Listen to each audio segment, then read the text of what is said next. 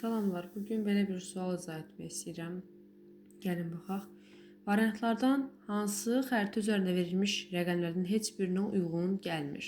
Gəlin əvvəlcə rəqəmlərin yerini müəyyənləşdirək. 1 Fransadır. 2 İspaniya ərazisidir. 3 Almaniyadır. 4 İngiltərə. 5 isə İtaliya ərazisidir. Gəlin indi baxaq.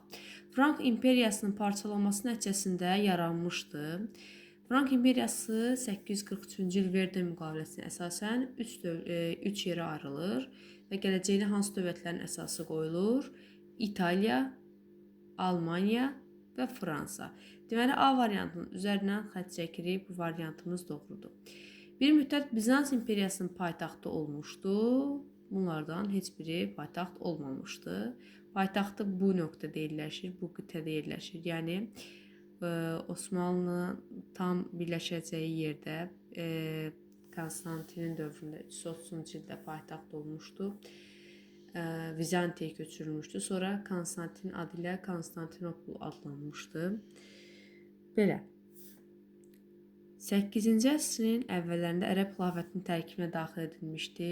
711-ci ildə Cəbül Tarıq boğazını keçərək Pirinə yarımadasını fəth etmişdilər Əməvilər sülaləsi.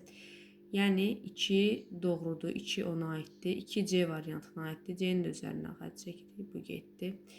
120 müharibədə qalib gəlmişdi, Fransa qalib gəlmişdi və D-nin də üzərindən xətt çəkək. 17-ci əsrin əvvəllərində Şimali Amerikada koloniya yaratmışdı. O da İngiltərədir. 1607-ci ildə koloniya yaratmışdı Şimali Amerikada. Bunu da üzərindən xətt çəkirik. Doğru variant B variantıdır.